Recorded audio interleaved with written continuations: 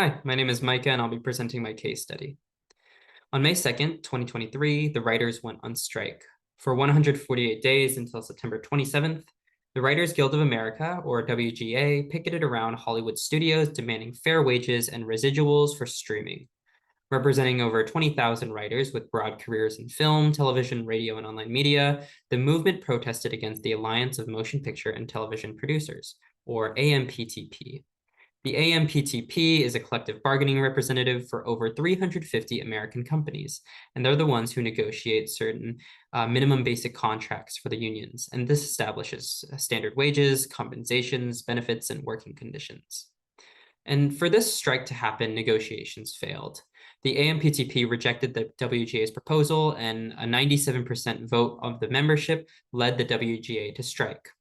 And strikes have been dodged in the past, but what really culminated to this moment is because of technology. And the technology that caused this was streaming. Streaming, when Netflix first released its platform in 2007, paved the way for an entirely new revenue model and experience of entertainment. It was great for consumers. I mean, we get to watch pretty much anything wherever we want to, whenever we want. But why didn't this work for writers? To answer this question, we have to not only understand the content that streaming gave us, the consumers, but also what streaming gave the content. And in turn, this affects the content creators. I'd like to turn to this chart, which shows a network television schedule and a streaming season. And this is kind of like a before and after, because before we used to watch shows on TV. And how it would be for the writer is that you're writing for an entire 22 episode season, give or take. And for the entire year, you're employed for as long as a show is running. For a streaming season, you're employed for the amount of episodes that you produce, and they're usually released almost all at once by the platform. And this is kind of the binge model. But what doesn't work for the writer is that if you're working on, say, for a televised network, and you're writing 22 episodes a year, that's off of one project.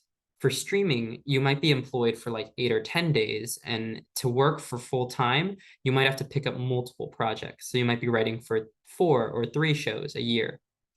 But what this means is every time you switch projects or essentially switch employers, you're unemployed and there's no residuals for streaming. You're not paid, for example, in TV, you're paid for reruns. In streaming, you're not paid relative to the success of a show. You just get your money and you move on. But that creates a lot of gaps in which people are used to making like full-time employment to where they're having to pick up multiple jobs and not make as much in a year. And the reason why writers are just such pushed to limits is also because the market is getting incredibly competitive. You hear of streaming be just as expensive as cable because there's so many options to choose from that customers often purchase multiple. And for the different platforms, they're pushed to produce their own shows or have their in-house productions. You see Netflix exclusives or only on Hulu, and this has become more and more prevalent because if these companies can own the rights to their productions, they don't have to pay licensing fees. And when we're talking about different companies, we kind of see a rift. You see traditional Hollywood studios like Disney, Paramount Plus, and NBC, but you also see these new companies that have now, and now which most people watch their shows and or their movies. And these are not traditional like production companies that have existed since the 1910s. These are tech companies that have come in recently. And the line between these two types of companies hasn't always been so blurred, but the picket line has always been defined by tech. The Writers Guild, since it was first started even back in when writers were trying to organize in the 1910s, is Hollywood is only possible through, if you think of the difference between performing arts and film, it's only possible because of film, because of cinematography, equipment, and technologies. And the writers' strikes respond to changes in technologies. In 1960, there was a strike to secure residuals when the television became first available in homes because they would run movies and writers would say, hey, I wrote that movie. If you're going to show it in a home, I deserve part of the money you're making off of that. The same thing happened in 1981 with home video.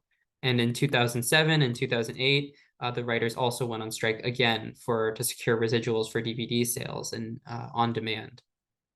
And over the sort of 80 plus years of history and strikes, you see a pattern.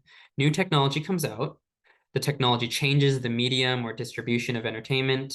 Producers profit massively when they adapt to the technology, but writers are always left behind in terms of compensation, and they have to strike to get fair pay. But now, while Hollywood is kind of always sort of in this tension, defined and dependent on technology, tech itself has become its own massive industry that has gotten so big, it has sort of become the entertainment industry. And this is because of one of the most popular revenue models for a service-based economy, and that's software as a service, or SaaS. And it's good for companies because it gives a steady stream of income for all their customers. As long as they're, in this case, subscribers are on board on the platform, that's a consistent stream of revenue and makes more money than selling maybe a single movie ticket or like a single access to a show. But this means that to keep customers on these platforms, all of these different platforms are competing for one thing, and that one thing is attention. Attention is the name of the game because attention means money. To keep attention, platforms must always offer novel content. The push to produce and shows that there's an incessant appetite for media. And Hollywood was already kind of financialized by Wall Street in this sense. Wall Street was already pushing Hollywood to produce more and more movies and more shows. But the pursuit of profit so adequately aligns to the technological desire for efficiency. Because if a dollar today is worth more than a dollar tomorrow, technology means that dollar can be earned faster. And the current currency is attention. It means shorter shows, more content, and lots of money to be made. And the consumer never, they get what they want in the end. They get to have instant gratification. If you think of Google, Facebook, and ChatGPT, this is the case in other forms of information and content. But there's something that you can't rush in all of this. What is different from technology is creativity. Writing and storytelling is limited by human capability, not technological. For the writer, the industry demands more, but profits do not keep up. They lag behind. Or sorry, not profits, their wages have lagged behind. And it's because the nature of their work hasn't changed, only the world around them. While you can speed up an algorithm, you cannot speed up how many words from a novel idea are put on paper. And you see this unrest from the writers in their strike. And it's with how technology just pushes so much downward on them without giving anything back. And this is where I would like to transition to my analysis. Going to our earliest conversations in the quarter, I want to bring back the debate between technological determinism and social constructivism. We could kind of compare Hollywood maybe in an economically deterministic sense, but for our purposes, let's imagine that profit-seeking hacker mentality, that if we have the means, we should make something happen. But we could also compare this to maybe like a social construction of what the system should look like. For the WGA and their minimum basic contracts, this is they're negotiating socially, like a social construct that this MBA establishes how people should be treated and how they should be included in a system. But what happens when the pace of technology or the technological mindset of determinism becomes so that the writer is treated maybe even as if they are a machine when they are not, when the emphasis is on production over creation? It's a debate that we could have on whether or not things are deterministic or if things are entirely socially constructed, but I kind of want to take a compatibilist standpoint because both of these perspectives exist in the industry. It only depends on who you ask. And for the writer, it's not anti-technology. For writers, it benefits them that technology exists, so their stories can be told on a massive scale. But whether or not these are two perspectives that like work together, they do not translate, because this isn't how movies are made. Since tech has kind of encroached and dominated the industry, writers are not just arguing for their profits or the profits they could make, but rather their right and their work to be treated as human work, not to be treated as something that could be manufactured by machines.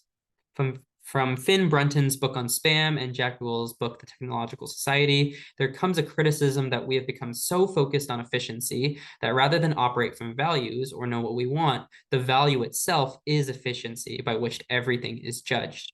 For a screenwriter, their worth might be determined more by how fast they can produce content, not so much by the quality. A question Langdon Winner asks is, do artifacts have politics? When we think of these streaming platforms and softwares, maybe you could say that the political aspect of it is efficiency, that it is to produce fast and as quickly as you can. And that is the social purpose of things like Netflix. But I'd like to say that while that might be the political purpose of this, what is the purpose of this? This is a movie or a show that these platforms give us. And the answer is not that efficiency is not why they're created. If you're a viewer and you're watching a show, you don't turn on 2x speed to try and finish it as fast as you can because that's the purpose. The purpose or the reason why you watch or engage in entertainment is for the story. And that is the work of writers. These are some of my favorite movies, which I'll recommend, but I'm glad they weren't just created overnight because I'm sure all the time spent in ideation from the writers and all the time spent trying to direct and produce this paid off, and not just in a monetary sense. For the writers, the commitment to time worked out for them as well. On September 27th, after 148 days of picketing, the writers won. They received nearly everything they wanted from a minimum basic contract, including increased writers' rooms, minimum contract times, residuals for streaming, and the rights for art, and even rights for artificial intelligence. And this is a win against determinism to say that, hey, we are here too, and we are part of the system. It cannot force us to do less than who we are or resort to means that would sacrifice our craft.